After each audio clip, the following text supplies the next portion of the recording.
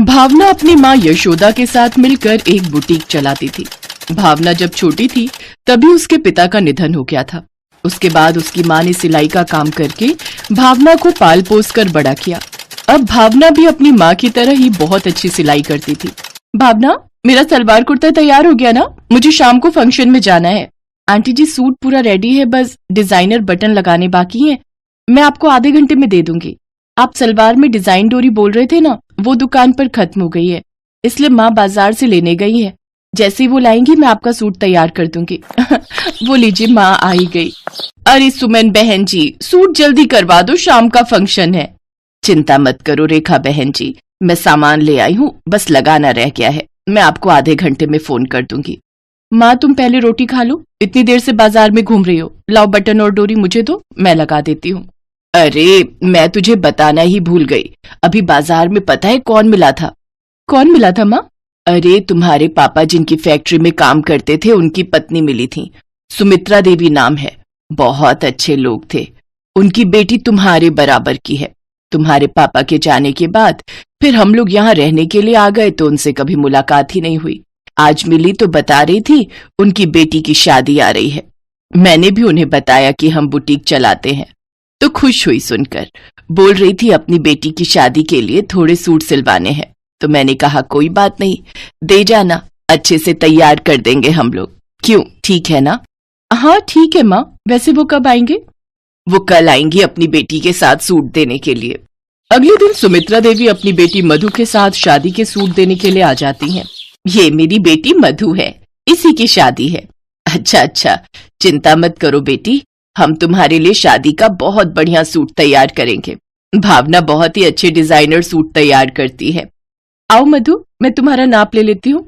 जल्दी लेना, मुझे काम से जाना है। इसका मतलब तुम मुझे घर नहीं छोड़ोगी? मैं यहाँ से फिर अकेली घर जाऊं? हाँ मम्मी, मुझे बहुत जरूरी काम से जाना है। एक काम करो, आप ऑटो या कैब बुक कर लेना। अच्छा, मुझे आने में थोड़ी देर हो जाएगी। हो गया, मैं जाऊं? हाँ, मैंने नाप ले लिया है। मधु वहां से चली जाती है। इसे पता है कि मुझे ये ऑटो और कैब बुक करने नहीं आते, फिर भी बार बार वही गलती करती है। शादी सर पर है और इसे घूमने से ही फुर्सत नहीं है, कहीं भी निकल जाती है। कौन समझाए, बिल्कुल नहीं सुनती। इसके पापा से कुछ कहूं तो वो कहते हैं कोई बात नहीं, मायके में ऐश करने दो। आंटी जी, मैं आपकी कैब बुक कर देती हूँ। सुमित्रा जी, कैब आने में अभी टाइम है, मैं सामने की दुकान से चाय मंगवा लेती हूँ, थोड़ी चाय पी लेना।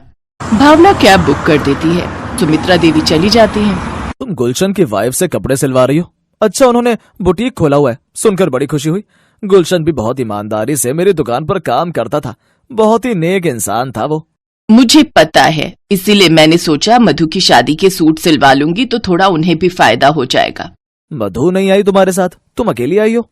वो घर में टिकती कहाँ है, पता नहीं कहाँ घूमती रहती है। शादी के दिन नजदीक आ रहे हैं, थोड़ा तुम भी समझाया करो। चलो कोई बात नहीं, आ जाएगी थोड़ी देर में। भावना और उसकी मम्मी मधु की शादी के सूट तैयार करने लगती हैं। सारे सूट सुमित्रा देवी के घर पहुंच गए थे।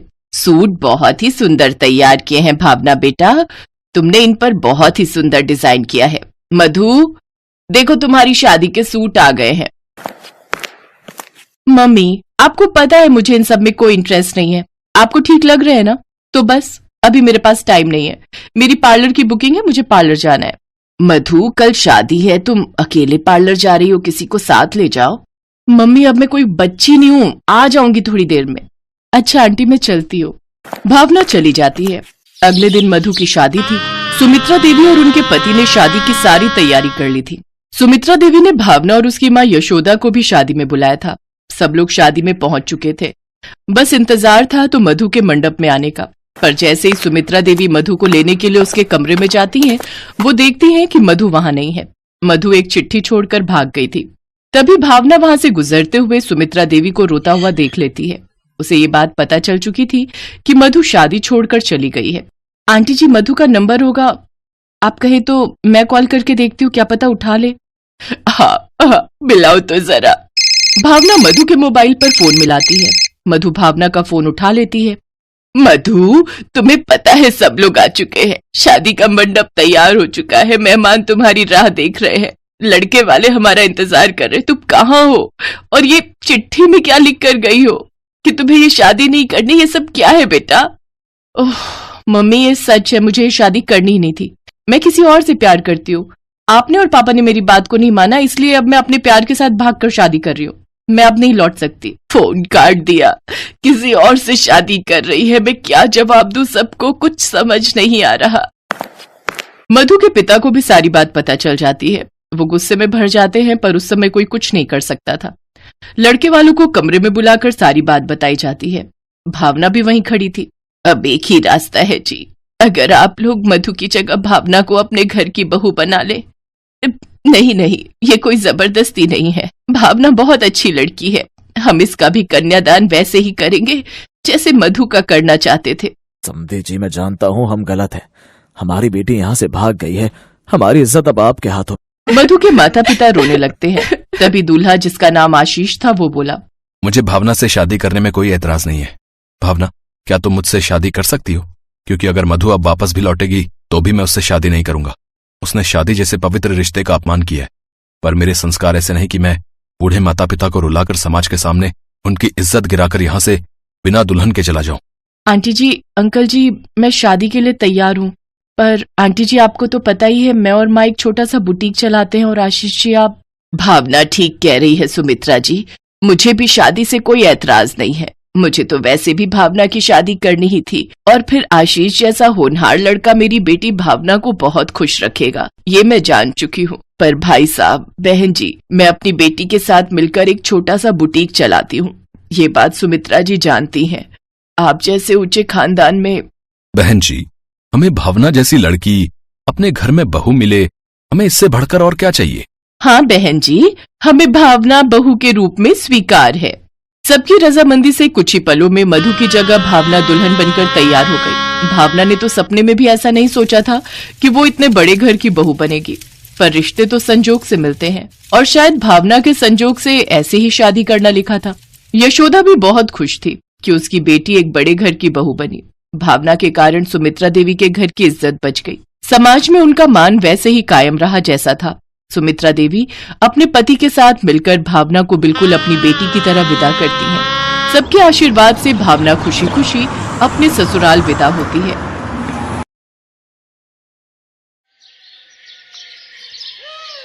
प्रतापनगर में सुंदरलाल नाम का एक दर्जी अपनी पत्नी शांति और बेटी संध्या के साथ रहता था।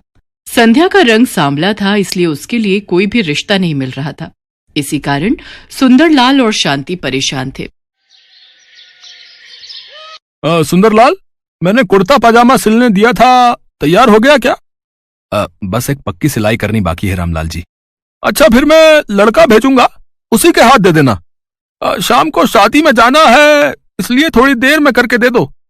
और संध्या के लिए कोई रिश्ता मिला या नहीं? कहाँ मिला रामलाल जी, बहुत जगह बोल रखा है।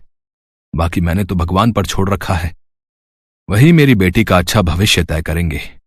बात तो ठीक है, पर तुम्हारी बेटी का रंग सांवला है। इतनी आसानी से लड़के सांवले रंग रूप की लड़की के लिए मानते नहीं हैं। इसलिए जब तुमने मुझे कहा था, मैंने भी इस बारे में किसी से कोई बात नहीं की। अच्छा, चलता हूँ, कपड़े भिजवा देना है। सुंदरलाल देखता है रामलाल की बातें संध्या सुन चुकी है, इसलिए उसने बात बदलनी चाहिए। संध्या बेटी, तू रामलाल की बातों का बुरा नहीं मानना, वो तो बस। बापू, मुझे पता है मेरे कारण आपको कितना सुनना पड़ता है। सब कितनी बातें बनाते हैं, मुझे अच्छा नहीं लगता। ना बिटिया ना, ऐसा कभी मत सोचना। तू तो हमारी जिंदगी से बढ़कर हमें प्यारी है। मैं भी आप दोनों से बहुत प्यार करती हूँ बापू। अच्छा लाओ, कुछ कपड़े मैं सिल देती हूँ, आप थक गए होगे। संध्या का उदास चेहरा देखकर सुंदरलाल उस समय चुप हो जाता है। संध्या कपड़े सिलने लगती है। संध्या भी सुंदरलाल की तरह बहुत अच्छे कपड़े सिलती थी। एक दिन उस राज्य के राजकुमार का जन्मदिन था, जिसमें पूरे नगर को न्योता दिया गया था। सुनो सुनो नगरवासियों, ध्यान से सुनो। राजकुमार वीर सिंह के जन्मदिन की खुशी में पूरे नगर को दावत का न्योता दिया जा रहा है। राजा भानु प्रताप सिंह और रानी सुनंदा अपने बेटे वीर सिंह का 25वां जन्मदिन धूमधाम से मना रहे हैं। अरे वाह, राजकुमार वीर सिंह के जन्मदिन की दावत सचमुच देखने वाली होगी। मैं तो बहुत सुंदर तैयार होकर जाऊंगी। मैं भी। पर हम राजकुमार को क्या उपहार देंगे? ऐसे खाली हाथ जाना तो अच्छा नहीं लगेगा। अरे हम क्या देंगे? हमारे माँ बापू भी तो जा रहे हैं, वही देंगे। हम क्यों चिंता करें? पूरे नगर के लोग राजकुमार के जन्मदिन में जाने की तैयारी कर रहे थे। सुनो जी, मैं सोच रही थी हम दोनों तो जन्मदिन की दावत में जा नहीं रहे। तुम्हारी तबीयत भी ठीक नहीं है, पर किसी ना किसी को तो जाना चाहिए। इसलिए संध्या को उसकी सहेलियों के साथ भेज देते हैं, नहीं तो महाराज और महारानी को बुरा लगेगा। ठीक है, ये बात सही रहेगी संध्या बिटिया। तू राजकुमार वीर प्रताप जी के जन्मदिन की दावत के लिए चली जाना। ठीक है, आप चिंता मत करो, मैं रेखा और सुनैना के साथ चली जाऊंगी। संध्या राजकुमार के जन्मदिन के लिए जाने के लिए तैयार तो हो गई, पर वो यही सोच रही थी कि आखिर वो राजकुमार के लिए उपहार में क्या ले जाए। तभी उसके दिमाग में एक तरकीब आई। राजकुमार के जन्मदिन के लिए एक सुंदर सी पोशाक तैयार करके ले जाती हूँ, उनको पसंद आएगी। संध्या राजकुमार के लिए बहुत ही सुंदर पोशाक तैयार करती है और सबके साथ राजमहल पहुंचती है। बहुत संख्या में लोग जन्मदिन की दावत में पहुंचे थे। उन सबके बीच संध्या घबरा रही थी। राजकुमार को तो इतने ढेरों उपहार मिल रहे हैं, इतने सारे उपहार में मेरे द्वारा सिली हुई मामूली सी पोशाक क्या राजकुमार को पसंद आएगी? राजकुमार को अपने हाथ से देने की हिम्मत तो मेरे में है नहीं। चुपचाप उनके कक्ष में रख देती हूँ। संध्या पोशाक को राजकुमार के कक्ष में रखकर घर आ जाती है। संध्या बिटिया, तू राजकुमार से बिना मिले ही आ गई। उन्हें पता कैसे चलेगा कि तूने उपहार में उन्हें वो पोशाक दी है? कोई बात नहीं बापू, वैसे भी अब तक राजकुमार इतने सारे उपहारों के बीच मेरी दी हुई पोशाक भूल भी चुके होंगे। संध्या जैसा सोच रही थी वैसा कुछ भी नहीं था। राजकुमार जब कमरे में पहुंचा तो उसने वो पोशाक वहां रखी देखी। अरे, ये उपहार मुझे किसने दिया है? ये तो बहुत सुंदर पोशाक है, अद्भुत।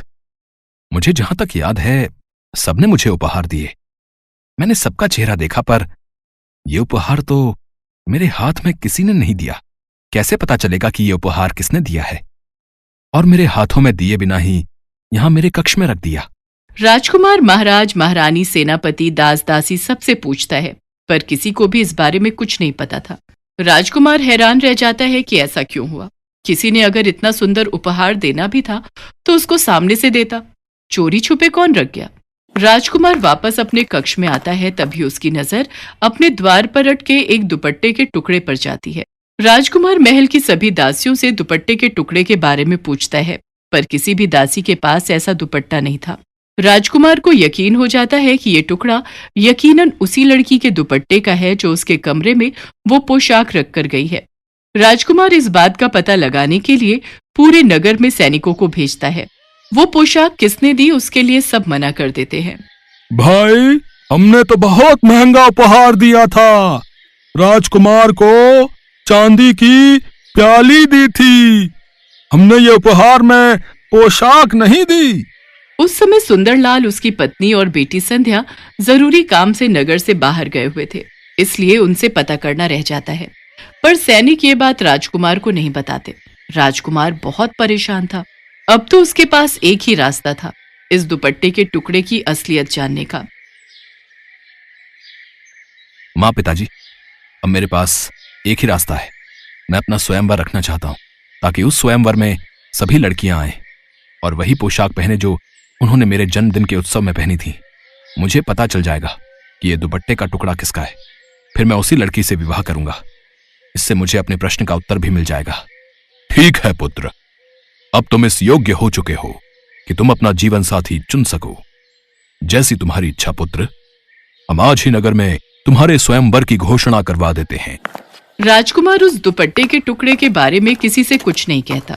वो तो चुपचाप उस बारे में जानना चाहता था जिसके दुपट्टे का ये टुकड़ा था। नगर में घोषणा कर दी जाती है और ये बात सुंदरलाल के कानों तक भी पहुंचती है। संध्या बेटी, तुम्हें भी स्वयंवर में जाना चाहिए। तुम्हारे पिताजी ठीक कह रहे हैं संध्या बेटी। नगर की सभी लड़कियां स्वयंवर के लिए जा रही हैं। अगर तुम नहीं गई तो महाराज क्रोधित हो जाएंगे। उन्होंने नगर की सभी युवा कन्याओं को स्वयंवर के लिए आमंत्रित किया है। पर मेरा वहां जाने का कोई फायदा नहीं, क्योंकि मैं तो देखने में बिल्कुल भी सुंदर नहीं हूँ। राजकुमार तो मेरी ओर देखेंगे तक नहीं, फिर मैं वहां जाकर क्या करूंगी? बेटी, ये तो भाग्य की बात है। अगर तुम्हारे भाग्य में राज सुख लिखा है तो उसे कोई नहीं छीन सकता, और यदि नहीं लिखा तो तुम अपना कर्तव्य निभाकर लौट आना। नगर की सभी लड़कियां उसी पोशाक में राजमहल पहुंचती हैं जो उन्होंने राजकुमार के जन्मदिन के उत्सव में पहनी थी। राजकुमार की नजरें तो उस लड़की को ढूंढ रही थी जिसके दुपट्टे का टुकड़ा अभी भी राजकुमार के हाथ में था। राजकुमार ने आज वही पोशाक पहनी थी जो संध्या ने उसे उपहार में दी थी। इनमें से तो कोई भी लड़की वो नहीं है। आखिर ये किसके दुपट्टे का टुकड़ा है? कहीं मेरी ये योजना विफल ना हो जाए। राजकुमार अभी इस बारे में सोच ही रहा था कि तभी संध्या महल में प्रवेश करती है। संध्या ये देखकर हैरान रह जाती है कि राजकुमार ने वही पोशाक पहनी है जो उसने सिल कर दी थी। राजकुमार ने मेरी दी हुई पोशाक पहनी है, इसका मतलब राजकुमार को मेरे द्वारा सिली हुई पोशाक पसंद आई। ये देखकर मैं बहुत खुश हूँ। बापू और माँ अगर ये सुनेंगे तो वो भी बहुत खुश होंगे। संध्या अभी ये सब देखकर मुस्कुरा ही रही थी कि तभी राजकुमार वीर प्रताप की नजर उसकी पोशाक पर जाती है। यही है वो जिसकी मुझे तलाश थी। आप सब जानना चाहते हैं मैंने ये स्वयंवर क्यों रखा है? क्योंकि मैं अपना जीवन साथी चुनना चाहता था। जिस लड़की की मुझे तलाश थी आज वो मेरे सामने खड़ी है। मैं उसका नाम तो नहीं जानता, पर आज जो पोशाक मैंने पहनी हुई है उसी लड़की ने मुझे उपहार में दी थी। क्या वो लड़की मेरी जीवन संगिनी बनना चाहती है? सब लड़कियां एक दूसरे का चेहरा देख रही थी क्योंकि उनमें से किसी ने भी ये पोशाक राजकुमार को नहीं दी थी। संध्या तो सच जानती थी। वो हैरान रह जाती है। राजकुमार उसकी ओर बढ़ता है और उसका हाथ थाम लेता है। राजकुमार, मैं आपके लायक नहीं हूं। आपको तो मेरे से भी सुंदर लड़कियां मिल जाएंगी। संध्या, प्रेम तो दिल से होता है। मैं तो उसी पल ही तुम्हें अपना दिल दे बैठा था। जब मैंने इस पोशाक को देखा, वो तो तुम्हारे दुपट्टे का टुकड़ा दरवाजे में अटका हुआ था, तभी मुझे तुम्हारे बारे में पता चला, वरना मैं तो सच्चाई जान ही नहीं पाता। और मेरी नजरों से देखो, तुम मेरे लिए दुनिया की सबसे खूबसूरत लड़की हो। संध्या अपने दुपट्टे की ओर देखती है जो किनारे से फटा हुआ था। वहां खड़ी सभी लड़कियां हैरान रह जाती हैं। राजकुमार वीर प्रताप की बातें सुनकर संध्या की नजरें शर्म से झुक जाती हैं। उसके पश्चात सुंदरलाल और शांति को दरबार में बुलाया जाता है। फिर शुभ मुहूर्त में संध्या और राजकुमार वीर प्रताप का विवाह संपन्न होता है। आज संध्या के जीवन में दुनिया की सारी खुशियां थी। Best buddies. Hello friends. Thanks for watching this video. अगर आपको ये वीडियो पसंद आया है तो प्लीज लाइक, सब्सक्राइब, कमेंट्स करें इस वीडियो पर, और हाँ, शेयर करना भी ना भूलें। और भी मजेदार वीडियो देखने के लिए नीचे दिए गए बेल आइकॉन को दबाएं। देखते रहिए बेस्ट बडीज।